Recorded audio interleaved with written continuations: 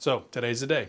I'm going to do it. I'm going to make a project using the filament from my stash of shame. Most of this filament is 5 to 7 years old, and some of it's even from companies that don't even exist anymore. And I have the perfect project for this. You'll never guess what it is. Unless you guessed a Link figurine from Legend of Zelda, in which case that was pretty obvious. This particular Link is from a version of Zelda called the Wind Waker, and yeah, I had to read that twice. At any rate, I think it's cool, so let's get cracking.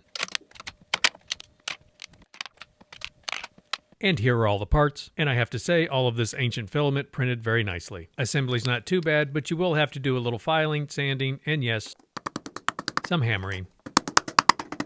There was actually quite a bit of hammering, but I find that oddly satisfying. These parts fit together so well that I really didn't have to use much glue at all. Which, as you'll see, was both a good thing and a bad thing. Speaking of which, here's where I glued the boots on in the wrong position. I'll talk more about that later. The best way I've found to get this old filament to print nicely is to slow the printer down considerably. And a lot of these spools were kind of brittle, so I didn't run them through the AMS. And here's where I realized that Link couldn't stand on his own. So I found a base on MakerWorld thinking that would help. But as it turns out, I had glued his feet in at the wrong angle, so there was no way it was ever going to work. Thankfully, I didn't glue his legs in. The only fix was to reprint the boots and the legs, and now he stands tall. I mean really tall. I printed him at 150%, so that's about 9.5 inches tall. This is Link from The Legend of Zelda, The Wind Waker by @Orphea and can be found on MakerWorld.com.